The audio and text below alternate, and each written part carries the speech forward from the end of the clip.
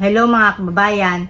So guys, may paparating na pelikulang ipapalabas. Itong si Daryl Yap, ang The Rapist of Pepsi Paloma. Ang sabi niya, isa daw tong truthful revelation. So guys, paano naging truthful to? Yung mismong sangkot, matagal na alam naman natin, so makabilang buhay na si Pepsi Paloma. Tapos yung kanyang nanay, no, na pwede rin magkwento, yung malalapit sa kanya, yung kanyang manager. Patay na rin. So guys, ang buhay na lang, no, dun sa tatlo kasi yung sinasangkot diyan sa pagre-rape daw kay Pepsi Paloma dati, di ba? Si Richie the Horsey, si Vic Soto, si Joey De Leon. Patay na rin si Richie the Horsey. So ngayon, itong si Vic Soto at saka si Joey De Leon na lang ang buhay.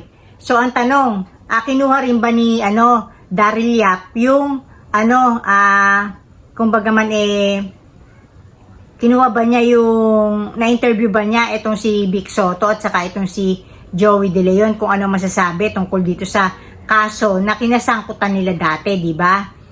Nakakuha ba niya yung paliwanag nitong si Vic Soto at saka ni Joey De Leon, di ba? Para masabi mong truthful. At saka paano mo sasabihin na truthful revelation yan? 1982 nangyari yan. Tapos si Daryl Yap, 1987 pinanganak. So, kumbaga man, 5 years ang nakalipas, saka palang pinanganak si Daryl Yap. 1982 nangyari, 1987 pinanganak si Daryl Yap.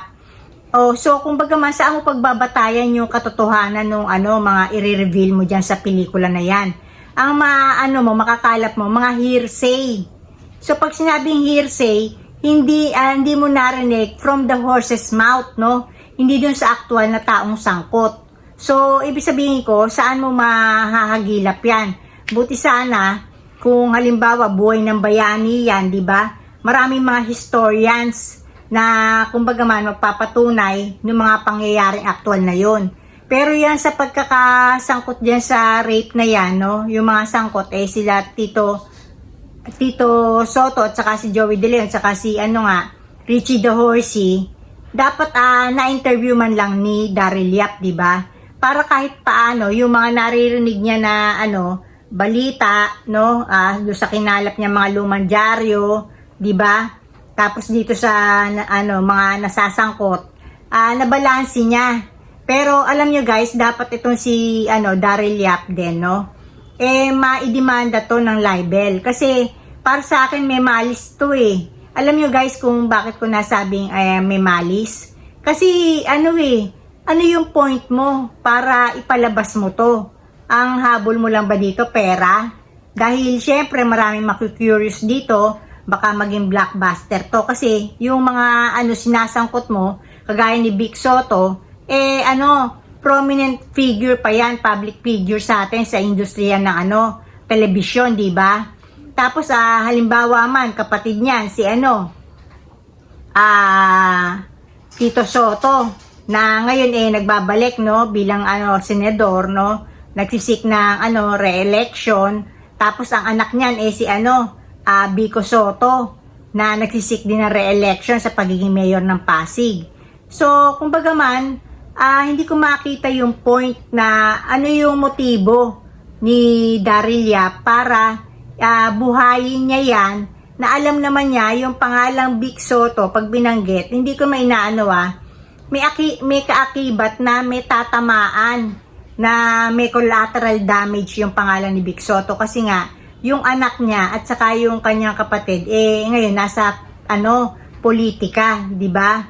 So kung pera naman, kumbaga man yung at the expense ba nila Vic Soto at saka ni Joey De Leon, di ba? Na ayun na nga may mga magiging collateral damage itong si Vico Soto at saka itong si Tito Soto, no? Na maaring hindi mo naman masasabi, iba pwedeng maniwala, iba pwedeng hindi maniwala diyan sa istorya na yan, di ba? So guys, ang para sa akin, no, malisyoso to. Kasi nga doon pa lang sa sinasabi na parang yung truthful revelation to na hindi mo naman nakuha yung panig ng mga inakusahan, no? Parang hindi ka panipaniwala. At alam nyo guys, itong si Vic Soto, dapat hindi niya to palampasin na parang baliwala lang. dapat talaga idemanda niya si Daryl Yap. Kasi alam nyo guys, bakit? Etong pangalan na halimbawa, sabi ko nga, hindi naman lahat, hindi maniniwalang nan-rape tong si Joey at saka itong si Vic Soto na sila na lang mga boy ngayon dahil patay na si Richie the Horsey. Dadalhin to ng mga anak hanggang sa kaapu-apuan ni Vic Soto. Etong matutukso na, oy, ang tatay mo o ang lolo mo rapist. Ganon din sa side ni Joey De Leon, di ba? Hindi magkakaroon ng closure to na kumbaga matanda na sila. Ito pa rin yung mga gagawin ng mga future, no? Hindi lang naman para kay Daryl Yap to May mga lalabas pa rin yan na mag-produce ng pelikula.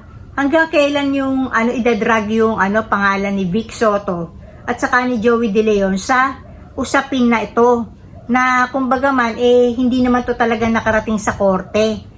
At ang sabi nung in-interview ni Julius Babaw, itong si Coca Nicolas, na isa sa mga soft drink beauties dati, di ba? Na kasama ni Pepsi Paloma,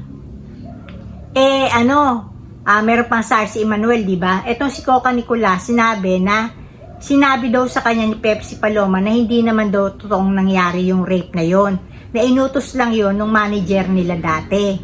So, kumbaga man guys, para sa akin, dapat matuldukan to, itong issue na to, na yung mga sangkot, biruin mo, halimbawa man kasi nasa politika tayo, yung mga sangkot, halimbawa yung si Vic Soto, anak niya, tumatakbong ngayon, mayor last term, pwedeng pagkatapos na pagka-mayor, mag-seek naman to sa national level, kumbaga man sa pagiging senador. So hanggang dahil sa maganda niyang performance, pwedeng kumandidatong vice president, eventually hopefully sana maging presidente natin si Vico Soto, di ba? Pero ito, gagamitin to, laging itong material na to, yung gagamitin to para siraan itong kandidatura, halimbawa ni Vico Soto at saka ni Tito Soto. Magiging gasgas na material to.